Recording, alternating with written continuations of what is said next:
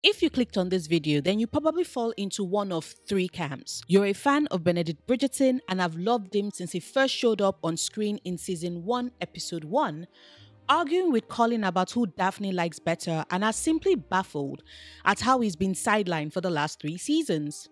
Or you aren't a fan of Benedict Bridgerton, but you think middle children exist only in an odd sibling household, and considering that the Bridgertons are an even number of 8 kids, you know for certain that there isn't an odd person out, as technically there is no middle child. To which I say, you're letting math affect psychology. Take a breath. It's a Kit Kat. It's just a video I'm making for fun about how the writers have massacred a character I find very interesting.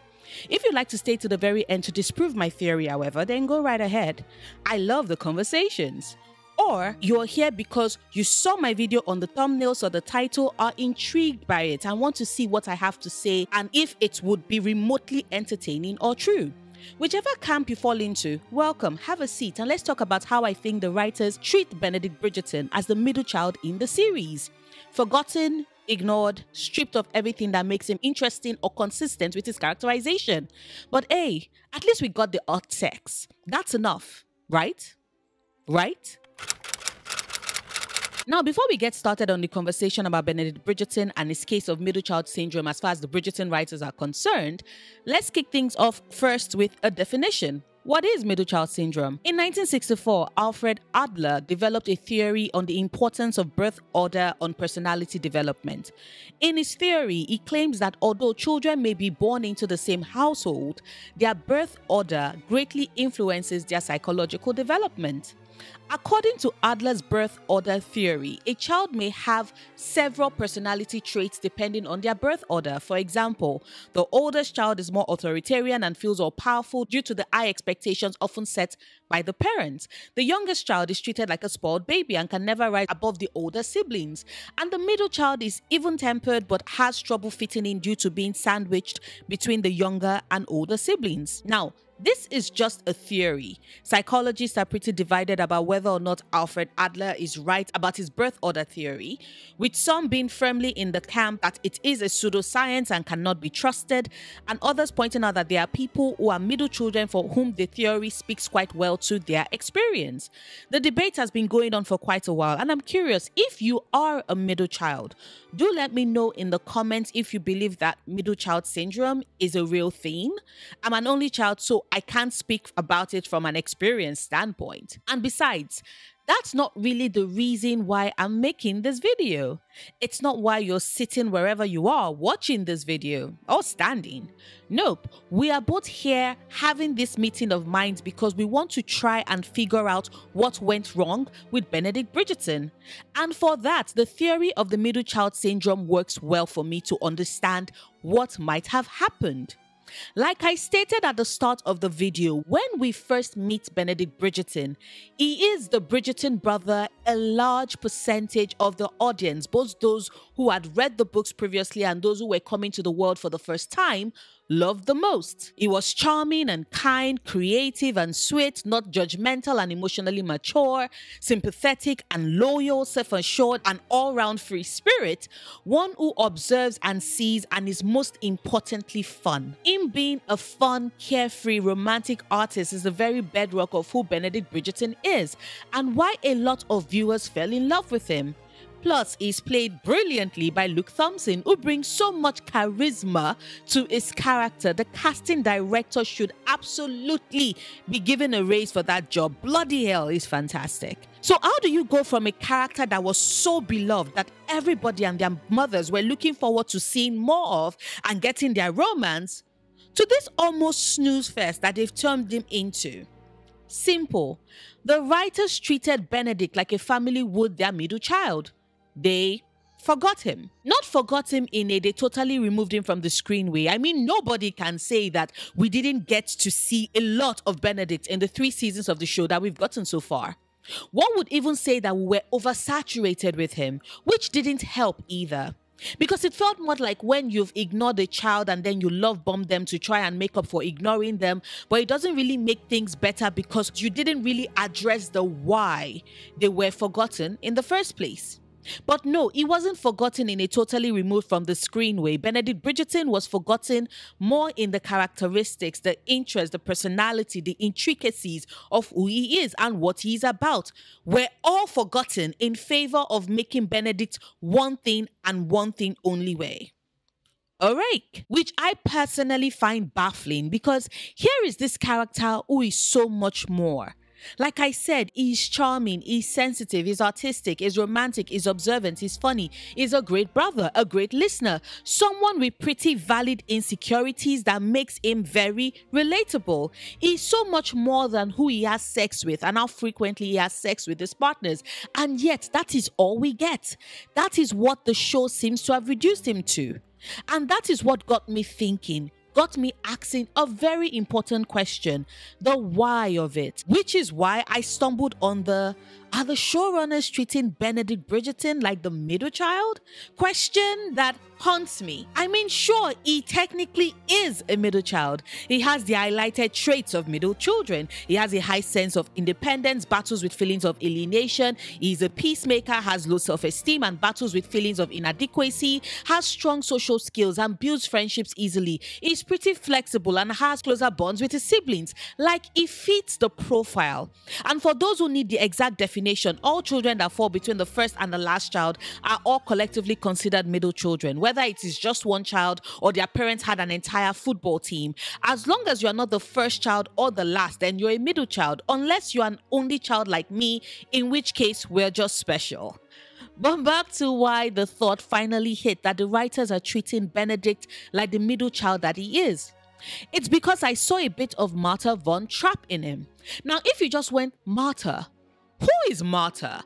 I would respond by saying Martha is one of the Von Trapp children in Sound of Music that Julie Andrews' Maria looks after before she falls in love with their father. She's the second youngest. And even if you look her up right now on all the search engines, the only thing that people associate with her is, oh, Martha. She's the one that loves the color pink. That's the entire summation of her character. She's not the youngest one who is sweet and cuddly and always sleepy that Maria is always carrying around. Nor is she Lizelle, the oldest, who everyone knows because hers is the face that pops into your head when I sing, I am 16 going on 17, I know that I'm naive. Fellows I meet may tell me I'm sweet and willingly I believe. Martha doesn't have that. She's not one of the Von Trapp boys who stands out. She's not the youngest who everyone wants to cuddle. She's not the oldest who is brimming and antsy for freedom and to be treated like an adult. She is simply Martha, and she loves pink. Just like Benedict Bridgerton is simply Benedict, and he just likes sex. He's good at it, he enjoys it. Clearly, he brings pleasure to his partners, and that is all the writers seem to see with him. But that's not all he is. That's not all he should be.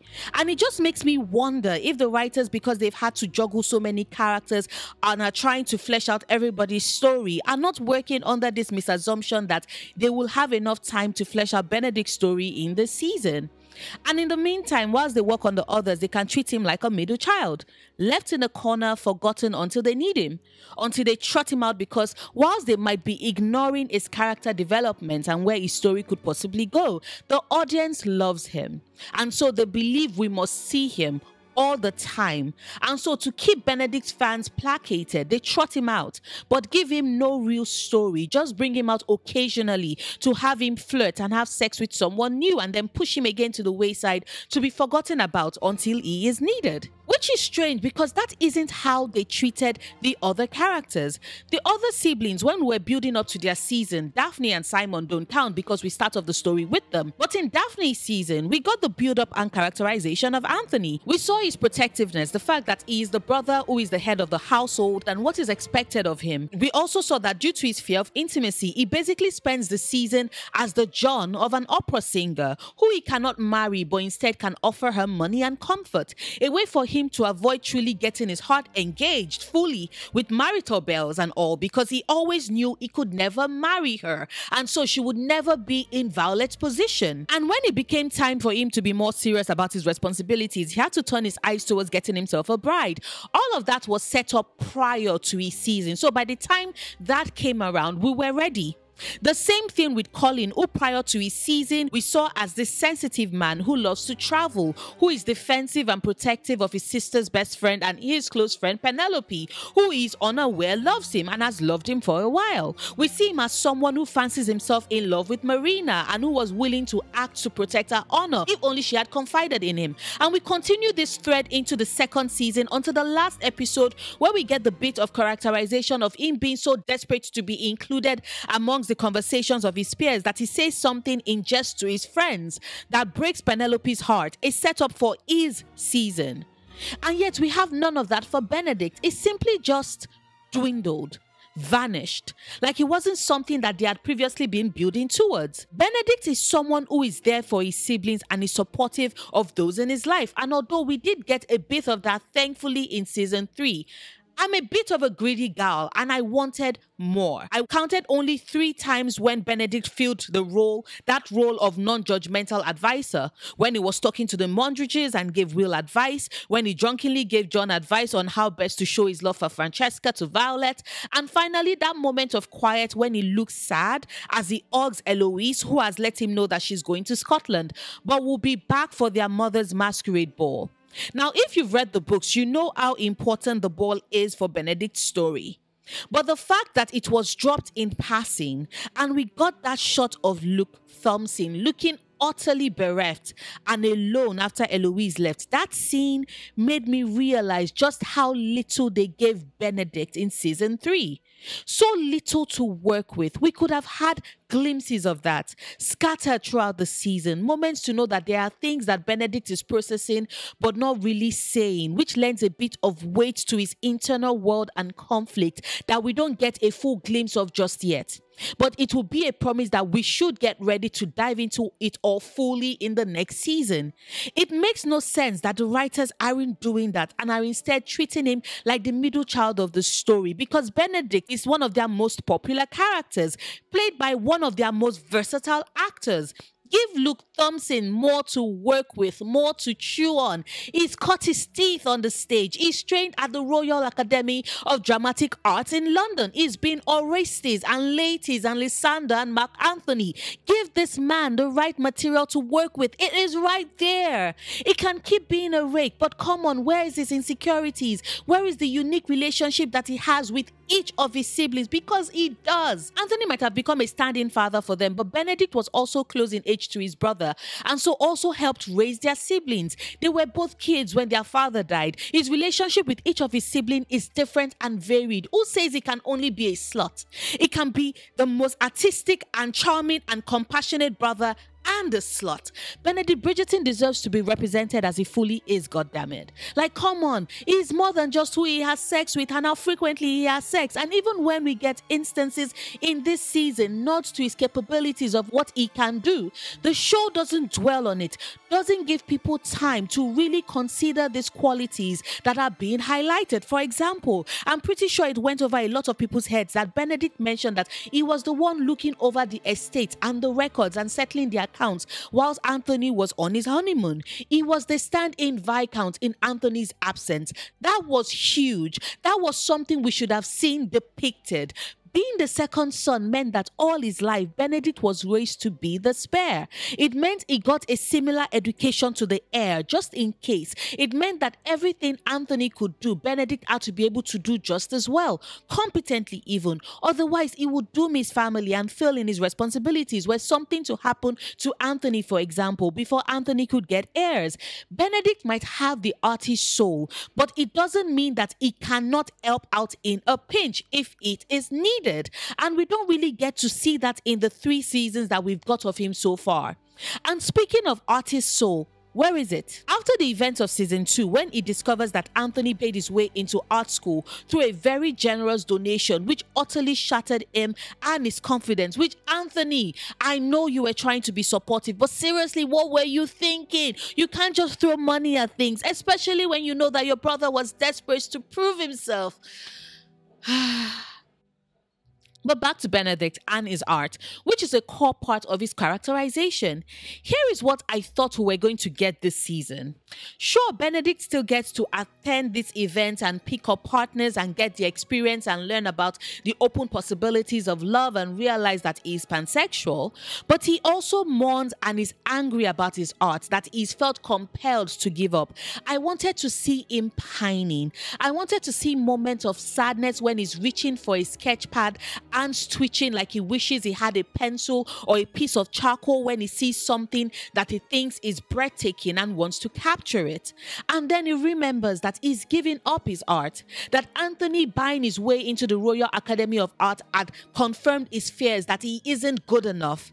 And so his thoughts that his art is terrible and mediocre takes root, which compounds his imposter syndrome and his feelings of insecurity, which breaks through his mask several times throughout the season, which is what then propels him back into the parties and the sex, where he then discovers and learns more about himself and his desires, which ultimately will tie back to the goodbye scene with Eloise when he says that he would be at their mother's masquerade ball, hiding behind the mask. Like, that would make sense more than that brief scene we got with Paul when he asks Benedict if he fills his time with any creative pursuit, if he writes or draws or paints, and Benedict looks briefly pained before he answers no.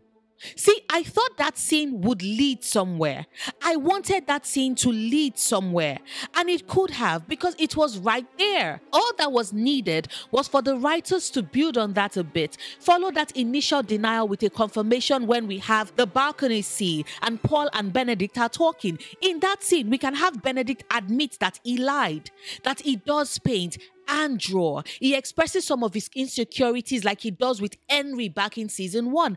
And then he and Paul have that moment born out of Benedict's vulnerability. Paul calls him charming. The scene proceeds as it was, like it can work.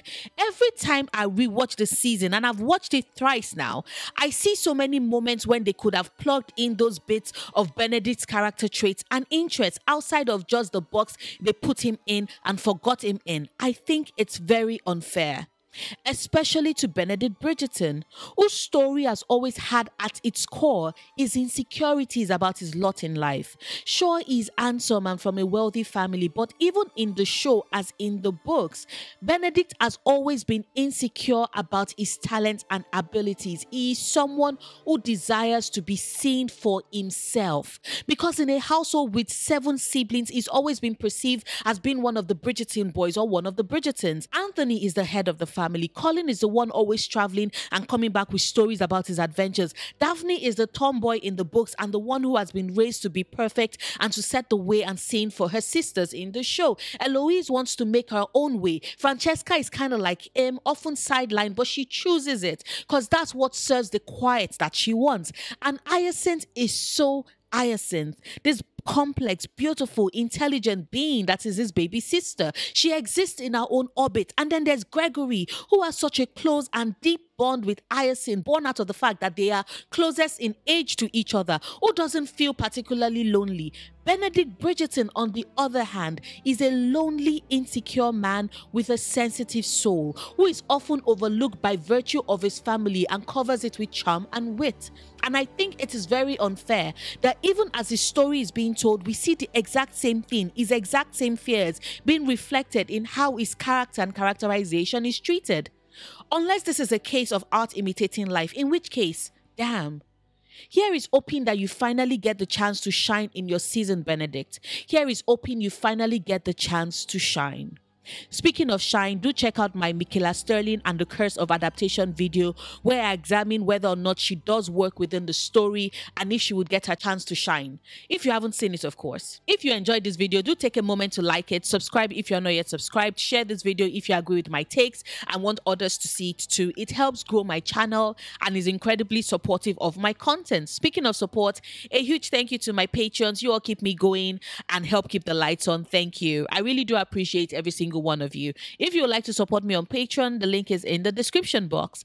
I make new videos 3 times a week. Videos drop at 5 p.m. EST on upload days. And until my next video, do remember, obsessing over the things you love, perfectly valid coping mechanism.